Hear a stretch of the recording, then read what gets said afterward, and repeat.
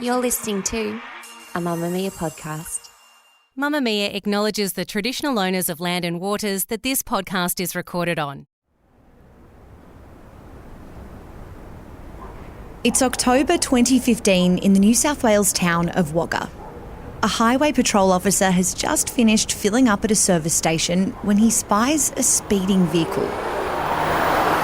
Automatic number plate recognition shows the silver Nissan is stolen. And when the officer flashes on his car's blue and red lights, the Nissan doesn't stop. A chase is on. Police radios sound with the distinct 3-beep officer in distress signal as things quickly turn violent.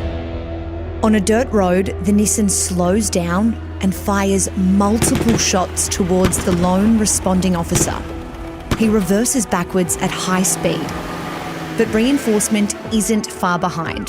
As more police cars arrive at the scene, the assailants, Gino and Mark Stoccos, continue their spray of bullets. They get away. The father and son spend the next 12 days on the run. But they've already been on the run for the better part of a decade. In one of the largest police searches Victoria has ever seen, unlimited resources are allocated to catch this duo after they cross the border. The media's been calling them modern-day bushrangers. But for the families whose lives they've destroyed, there's no glorifying what the Stoccos have done. They're thieves. Entitled criminals who have spent years terrorising trusting farmers and families across dozens of properties. Gino and Mark Stoccos' blatant disregard for authority has been well proven by a track record of offences stretching far and wide across Australia.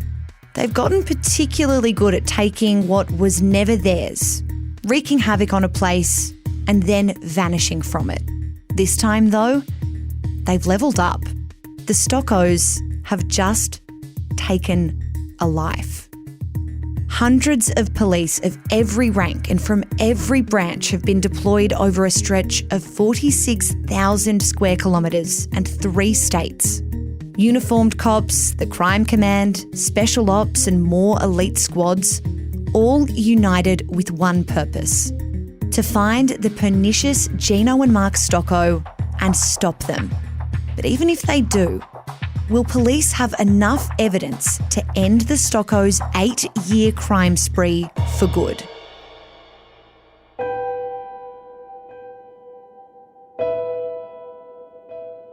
I'm Emma Gillespie and this is True Crime Conversations, a Mamamia podcast exploring the world's most notorious crimes by speaking to the people who know the most about them. In the mid-90s, the Stoccos seemed like any other Aussie family. A mum and dad, Connie and Gino, and their 2 teenage kids, Mark and Christina. But in 1997, the breakdown of this seemingly happy family marked the beginning of a dark new chapter for Gino, of crime and violence. It was a path he wouldn't walk alone though, as little by little, Gino's son Mark would join him in his offending.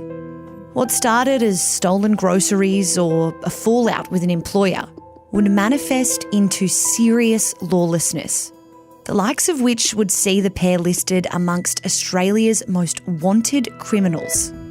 When they were finally captured, Gino and Mark Stoccos were charged with 34 crimes between them, including the murder of 68-year-old Rosario Chimone. Investigative journalist Nino Bucci began reporting on the Stoccos in October 2015. That was around the same time that most of us began hearing about these so-called modern-day bushrangers. During the 2-week period, they sought to evade an intense police manhunt. Nino went on to write a book called The Stoccos, Like Father, Like Son, and he joins us now to discuss Mark and Gino's criminal evolution. Nino, let's start in Ingham in Queensland in the 80s and 90s. What sort of a place was it and how did Gino Stoccos end up there? Yeah, so from my research, it seems as if Ingham was quite an interesting place around that time. It is a cane community, mostly in the sort of north of Queensland. It has had a long history of Italian migration, mostly to work on those cane fields. And Gino had grown up there. He'd spent most of his life up there. And what I was able to piece together as I started looking into Gino's history is that he had quite a history through the 80s and 90s of fairly petty offending, a little sort of stealing here and there, shoplifting. And then sort of around the end of the 90s, Gino's marriage breaks up. And I came to sort of see that as a fairly critical juncture in what sort of happened for the rest of his life. So that marriage breakdown, as you've mentioned, Gino, his wife Connie, and they had 2 kids, Mark and Christine. What was the fallout from that split? Why was that such a significant point in time in this story? A lot of this is sort of pieced together well after the fact, right? So I didn't speak to many people who were there at that time who could kind of say to me, I remember this happening. It was a combination of what's in psychological reports that Mark and Gino both did well after the fact. And I know memory kind of works in weird ways, so it can be sort of hard piecing this stuff together well after the fact. But certainly from that point, there is a history of Gino's offending escalating, him mostly, but also with Mark, commit some fairly awful family violence offending against Connie, really vindictive stuff sort of over a period of almost another decade after that. And certainly from people who did know them at the time and who knew Ingham at the time and knew the couple at the time, they thought that was something that really set Gino down a path that he couldn't return from. Do we know much about what Gino was like as a father and his relationship with Mark in that father-son way? Not really at the time, when it was still, I guess, a nuclear family. There's nothing that kind of indicates there was anything unusual. Mark certainly doesn't describe it as anything unusual, again, well after the fact. And nobody I spoke to sort of thought that there was anything particularly odd about that family. At the time, they were all together and it was all 4 of them. I suppose I was really cognizant of when I was working on this book that I'm talking to all these people who knew them at the time well after they've become infamous for other things. And so some bits and pieces that might seem fairly innocuous and normal kind of family stuff all of a sudden kind of took on a different meaning. But there's certainly nothing that really indicates that it was an unusual family in any way until that separation. One of the sort of tougher aspects of this story to wrap your head around, I guess, is that Mark was dragged into the offending with Gino. What can you tell us about Mark as a kid, as a student? What sort of a trajectory did it look like his life was maybe on before things took a turn? Yeah, it looked fairly normal, really. From all reports, everything that we've sort of learnt from speaking to people, he did fairly well at school, had got into university, had a girlfriend at university, was a fairly kind of normal late teens, early 20s kid until that marriage separation seemingly kind of spun his trajectory in a completely different way. There's nothing really from that early part of his life up until the separation that gives any real indication that he was going to become the man he did become. You've written how, Gino had all these sort of petty crimes in the background. He was sort of always swindling or looking to get a deal or rip someone off, but Mark never committed a crime until he became an adult. How did his crimes begin to manifest? What sort of shape did they take? He basically fell in with doing the sort of petty things Gino was doing. As I said, there's really no record of Mark doing anything by himself criminally at all. On the occasions that I kind of found where it was Mark that might have stolen something, Gino was really close by with a car that they were going to escape in, or, there was a time where they were robbing supermarkets, for example, and, Gino would be in the store next door or the next aisle or whatever. So he basically fell into the same kind of fairly petty stuff as his father. And it's kind of important, I suppose, to note here that these crimes weren't necessarily being committed out of necessity. Some of them were later on when they were on the run, when they didn't have a safe way of going and buying things like you and I can. But early on, there was as much, I guess, an indication from the court material that came out later on, and also the bits and pieces I was able to glean from speaking to people who knew them at the time. There's enough in that material to kind of indicate that those crimes and that kind of pattern of stealing things and rorting people was about Gino's mindset, that he deserved that, there was a system in play where he felt as if he was entitled to take whatever he wanted to live, basically. Yeah, it's that mindset that I actually wanted to ask you about next. There's this psychiatrist's report which found the pair had an anti-authority belief system that they developed from years living isolated, on the run in the bush. But where does that anti-authoritarian belief system really come from? And what does that really mean to hold a belief system like that? Yeah, it's fascinating now because post-pandemic, we're a lot more familiar with seeing people like this and people who, I guess, believe in things that are a little left and centre and don't necessarily believe in governments and structures that we all sort of taken as given. But in the context of the Stoccos, it seems very much to have been almost a weird us against them mentality, that they sort of felt that the world was out to get them, and the only way they could kind of fight back against that was to be completely reliant on each other and to not trust anybody else. In terms of how it developed, I mean, Gino says different things from memory about how he felt that there were aspects of his childhood that were unfair, and that he sort of, I guess, was pushing back on a perceived grievance about how things had gone for him up until that point.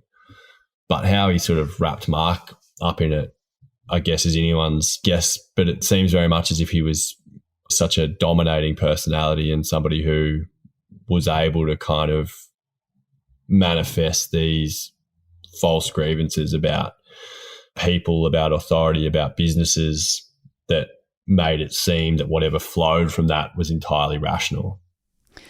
Once they were sort of locked in as this father-son duo, how did they move from Ingham, the kind of petty crimes and the fleecing that they were doing around there, into other parts of Queensland? How did their sort of tactics shift and their approach broaden?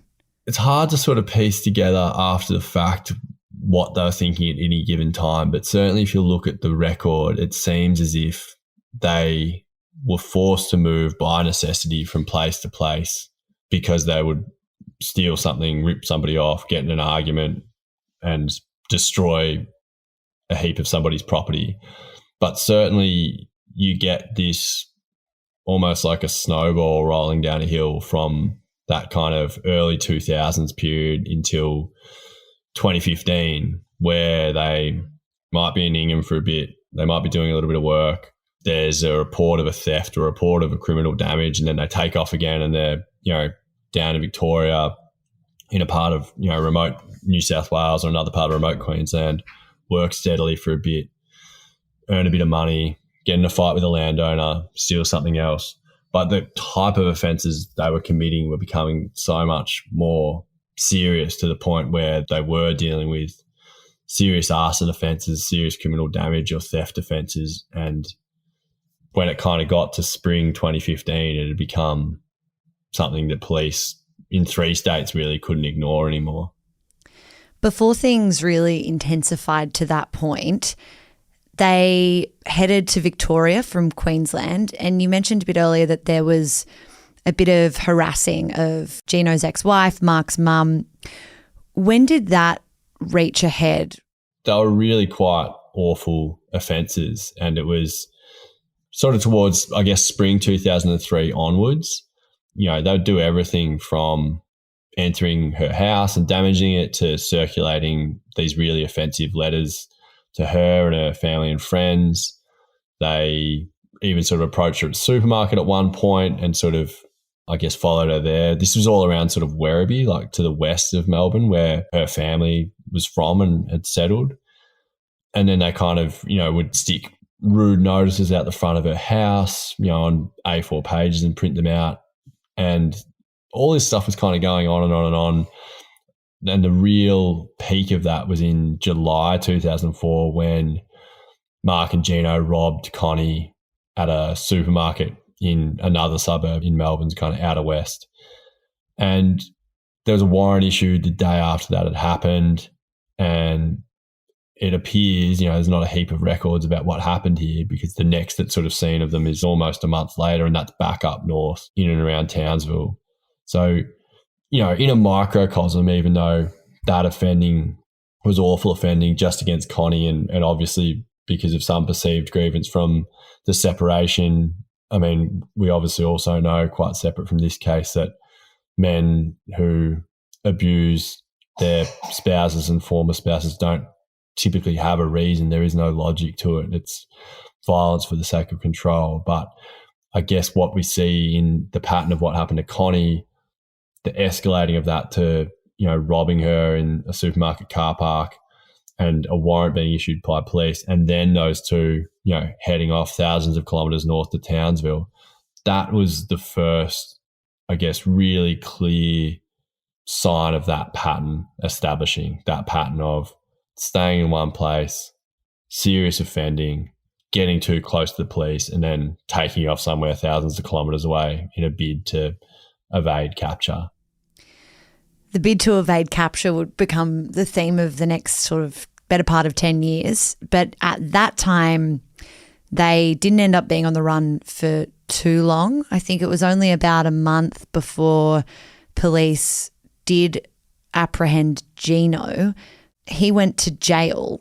Did that have any kind of ripple effect on the relationship he had with Mark, the sort of life they were establishing? Was that an opportunity for Mark to kind of maybe break free?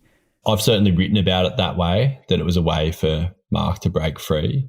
If you look at the time frame, if you look at the amount that Gino was in jail, it was long enough that Mark could have created some distance between them and sort of gone off on his own path. He was well into his 20s then. There was plenty of time for him to, I guess, move on. He'd been involved in some of that offending on Connie, as we've said, but he was handed much more lenient sentences than his father.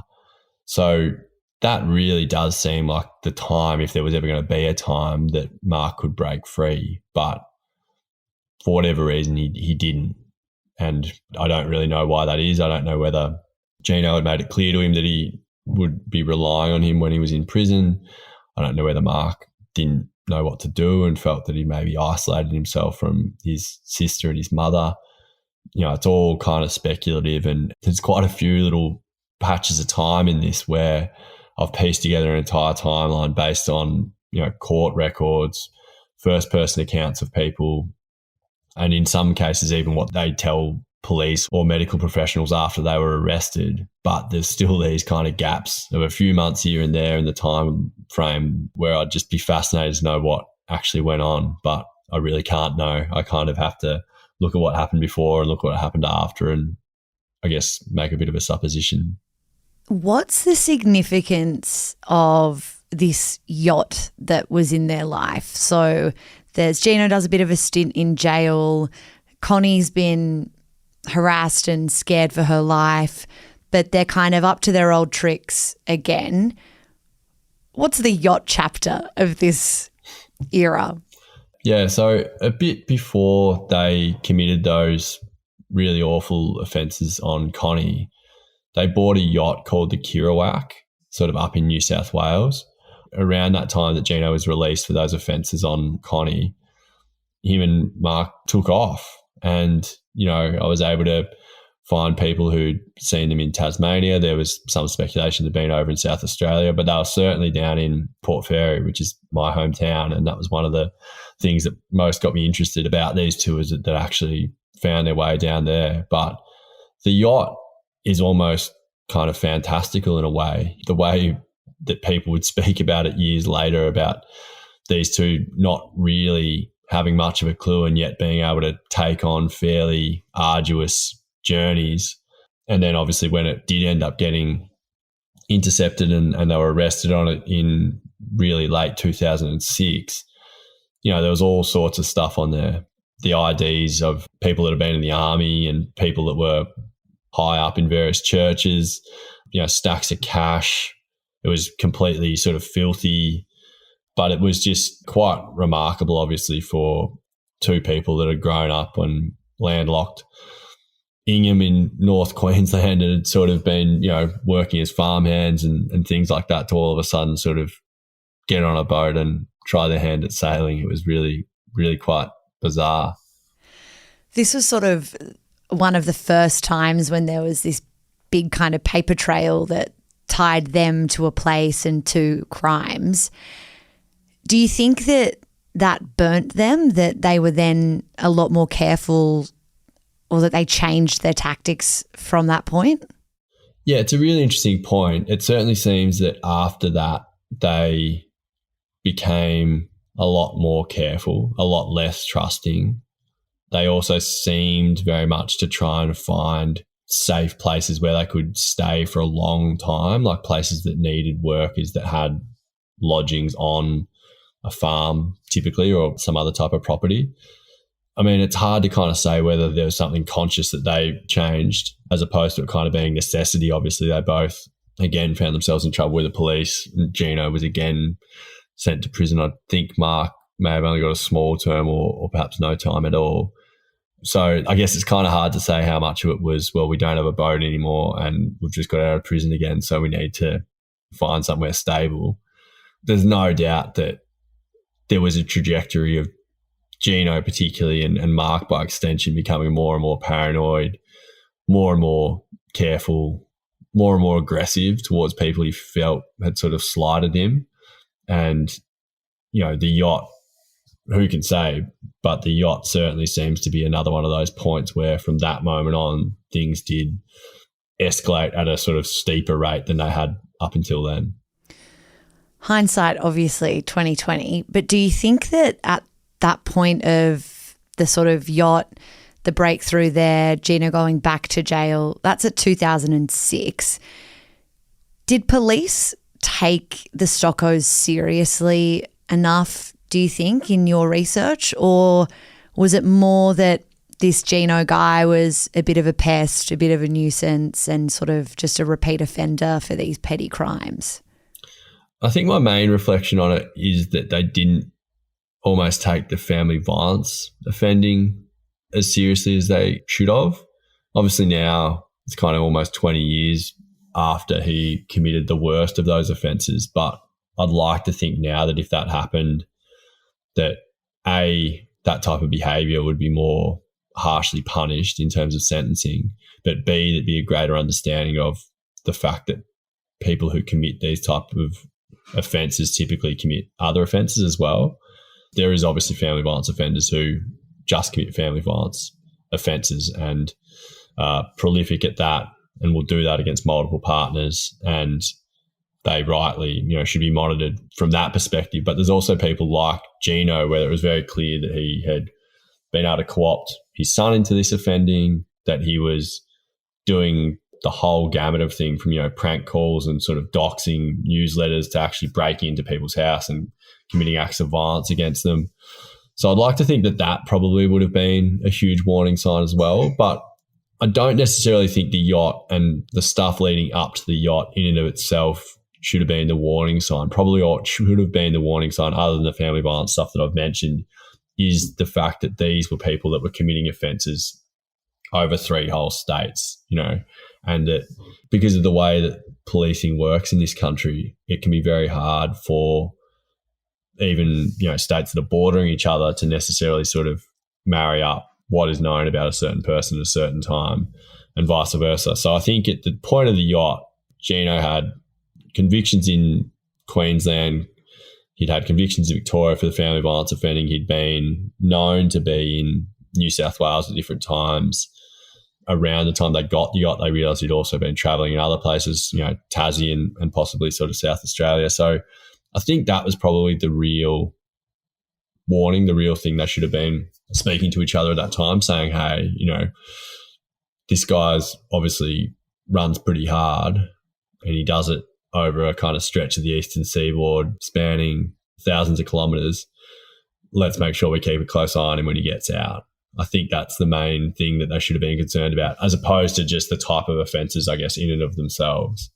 It's interesting, the family violence stuff, is not really the part of this story that people know about. And obviously the headlines of this idea of a father and son bushranger fugitive duo, that is the kind of, I guess, sexier angle or the story that people care to know about.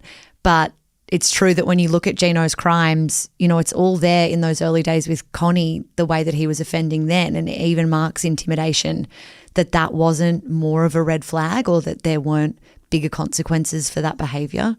Yeah, and I mean, when I think about it now, it's entirely possible that some of the controlling behaviour that I was told Gino exhibited towards Connie is exactly the type of behaviour he was able to use against Mark, to keep Mark so close and to keep Mark, I guess, believing in his cause and believing in him and sticking around, despite the fact that he was obviously a fairly unstable person who, would kind of fly off the handle at anything. And there's no good reason why Mark should hang around with him. But we know that he treated Connie terribly, and, people who knew them at the time said, look, he was a controlling guy, what you do with their money and all the rest of it. And maybe some of those behaviours were what helped Gino also keep Mark so close.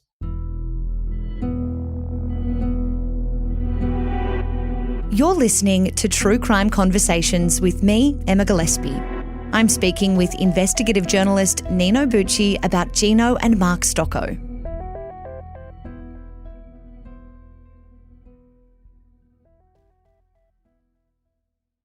Between 2006 and 2011, they kept a relatively low profile, came out of prison, sort of did farmhand work, staying on properties in exchange for work.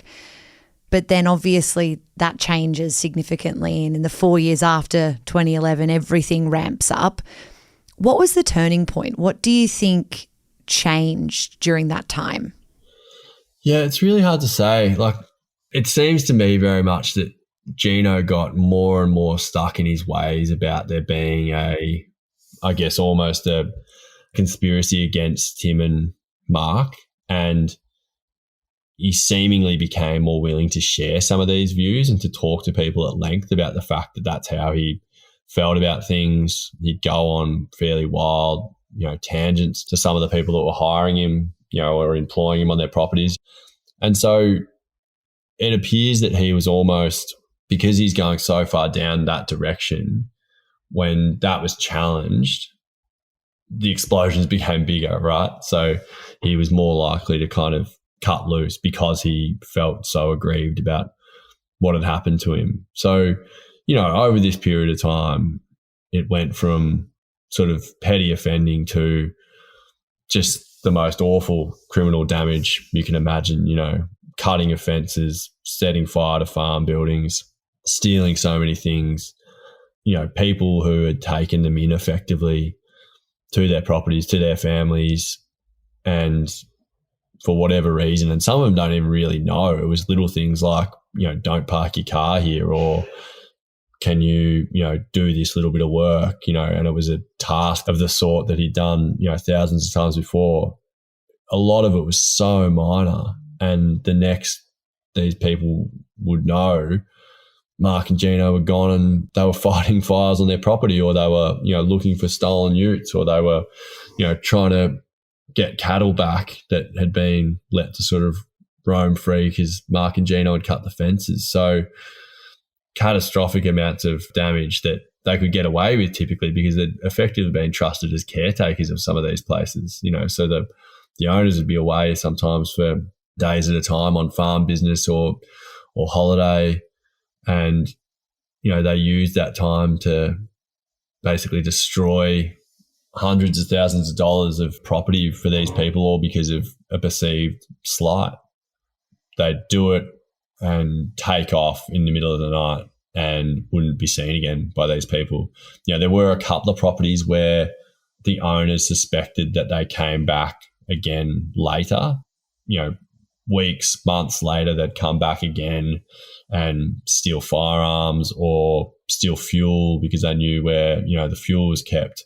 So they did almost kind of keep a bit of a network of properties where they, I guess, felt they could get supplies or get things of value later down the track. I mean, only they really know why it got so bad. But certainly over that period, they did far worse things than they'd done any time before that. And eventually that led to them attracting the attention of police again. What about the impact of just the intimidation of that behaviour on those property owners, those people that had sort of employed them or given them food and shelter, to have things like all their guns stolen and then these guys just take off? Did that have a lasting impact for those people who stay on that property? They know these guys know where they live? Yeah. Most of the people I spoke to were terrified, that they'd been terrified up until the point that these guys were arrested again because, as I mentioned, they're typically living in fairly remote parts of the country. That it's not as if they've got the capacity to have a police officer watching their house around the clock or even to hire private security or anything like that. They're on the land, and their isolation was, in effect, why they'd asked for Mark and Gino in the first place. And also, I suppose, why Mark and Gino probably committed the offences. They knew that these places were so isolated that when the owners weren't there was little chance of anybody catching them. So the people I spoke to who had these awful things done to them kind of never recovered, I guess, the equilibrium of, I'm on the country and I'm alone and we're in the middle of nowhere, but it's okay because people around here are good people. That had been completely sort of whacked off kilter by Mark and Gino. Did police begin to connect all of these complaints from all of these property owners through one story or another, basically the same pattern of behaviour over and over again? Were they aware that this was all coming from these two guys, that this was the Stoccos, or because, as you mentioned, those different state lines, did the waters just get too muddied? It does seem that they started to piece things together, and by spring 2015, there was certainly a more concerted effort on behalf of New South Wales and Queensland police to get these guys. There was an operation started that was codenamed Operation Rome, and that actually resulted in Mark and Gino being tagged as most wanted people, and their images started circulating around. And that in and of itself was enough for them to leave a property where they'd been really, really comfortable and considered really, really well by the owners of that property. And one of the only properties actually where Mark and Gino left without there being a falling out with the owners. They left purely because their images had been circulated on that Most Wanted show. Australia's biggest manhunt, spanning 3 states for the notorious father and son fugitives. They couldn't go anywhere. There was kind of conflicting accounts about this, and I found that really interesting when I did the book, about whether they had been told by one of the owners on the property, hey, we've just seen you on the Most Wanted, you guys better leave, or whether they themselves had watched it and left. But regardless, within 24 hours of their images circulating as part of that operation, they packed up from this property in sort of on the southwestern sort of fringe of Sydney and took off west into the sort of central west of New South Wales, or the far west of New South Wales. And that was sort of the start of the final chapter. So they take off, head west, as you mentioned, and we end up in Wagga in 2015. An infamous moment broadcast everywhere, this high-speed chase. What can you tell me about that time and what unfolded? It was just so incredible in so many ways that you had police shot at in the outback, that footage sort of circulated so quickly and was so powerful. And it was I guess a sort of pastiche in a way of the bushranger. You know, that's kind of how it became reported pretty soon after that, of, you know, these two guys on the run in the middle of nowhere sort of shooting at police to evade arrest. You know, of course they weren't like bushrangers at all, but that was pretty quickly what they became referred to as and thought of as. And I guess they always sort of had it in them. You know, they always had it in them that they would try and fight from being caught and apprehended, but there was certainly nothing, you know, up until that point that would indicate they would shoot at police.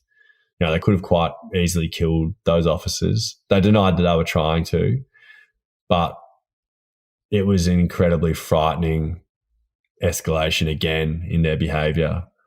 And from that point on, I guess they were no longer sort of these crooks that lived in the minds of farmers that terrorised, or that, you know, were people that Connie and the family sort of feared because of the offences that committed against them. They became kind of national figures, not necessarily of sort of infamy, but almost of kind of comedic value. You know, they became the subject of memes. You know, they became, as I said, sort of viewed as like modern bushrangers, when up until that point they'd spent, you know, the best part of, well, more than a decade utterly terrorising decent people. Do you think they ever had a plan from that point in Wagga, you know, at the point of being in a police shootout? What was the goal? Or do you think they were just running for their lives and pushing it as far as they could take it?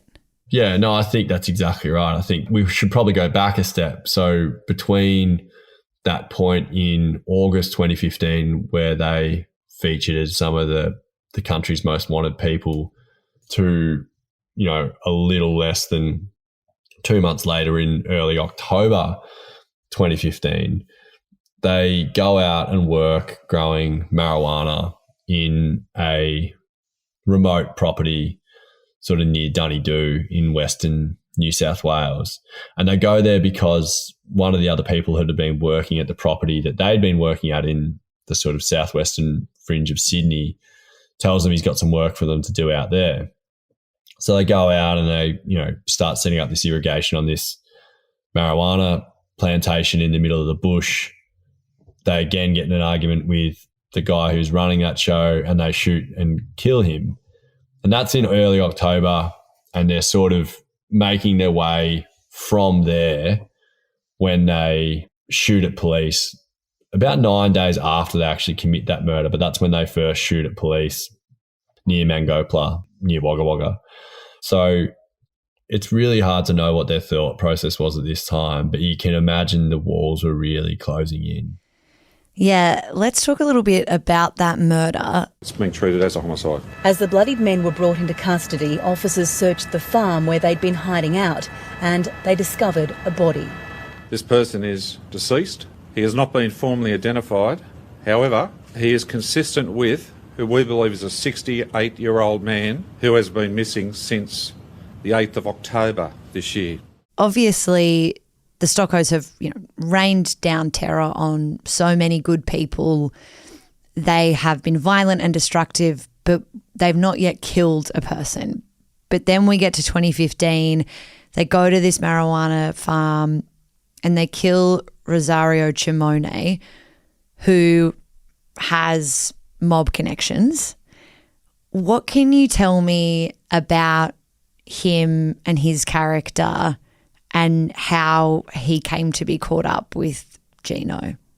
So basically, Rosario was working with the Stoccos on this same sort of property in the southwestern fringe of Sydney, and he came to know them through that. And when they needed to leave that property really quickly because they'd started becoming sort of part of this police operation where they were wanted, he recommended to them, or they somehow caught wind of the fact that he had an opportunity at a marijuana growing property in the far west of the state in a place called Doo. Now, Rosario had done that work before. He seemingly has connections to the Ndrangheta and the long history they've got of marijuana cultivation in this country. Some of the other people involved in that property as well were similarly connected to that. And, the way it generally works is that, there's remote properties like this one at Doo that can be very easily turned into somewhere that vast amounts of cannabis can be grown fairly quickly and, produced for sale and then transported back to markets like Sydney. And, Rosario had done that type of work before. He seemingly was one of the main people in charge of this particular site at Doo. It wasn't his operation, but he was, I guess, almost sort of the manager of it, if you wanted to kind of think about it in that sense. And, in what had become quite a familiar pattern, it seems like they'd had some sort of fight, Gino and Rosario, about how to manage this.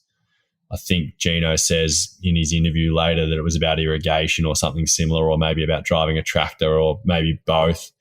But there was a fight, and he, instead of this time, vowing to sort of go back in the middle of the night and slash his tyres or burn down a shed, he decided to kill him. And he actually says Mark told him to kill him, which Mark agreed with in his interview. Why that was, I don't know. Again, the context is that they'd been sort of publicly outed 2 months earlier by police as part of an operation to sort of catch them and other people that were on the run. So maybe that did funny things to them. Maybe they felt so desperate that they had no other way but to kill him. But it certainly was a huge escalation on anything they'd done before that. Is there a chance that because, previously, any time the Stoccos were kind of getting their perceived revenge, there wasn't really any threat of retaliation from the kind of honest Aussie farmers that they were targeting? Do you think there was a fear maybe that because they were messing with someone who maybe did have a bit of muscle power, had these mafia ties, that maybe they'd sort of messed with the wrong person and killed him out of that fear? Obviously wild speculation, but just trying to understand this one as a point of difference. Yeah, no, I think that's completely possible. I mean, if you look back over the other instances in which they'd used violence, there are parallels between that and what's happened with Rosario's death. They were worried that Rosario was going to leave the farm, go and tell the people that owned that property what had happened, and that could, perhaps flush them out, or maybe even worse. So while they'd never done anything like murder before, there's certainly enough about their prior offending to show that if they felt desperate and if they felt they didn't have a choice, then they'd take the only choice they felt they had.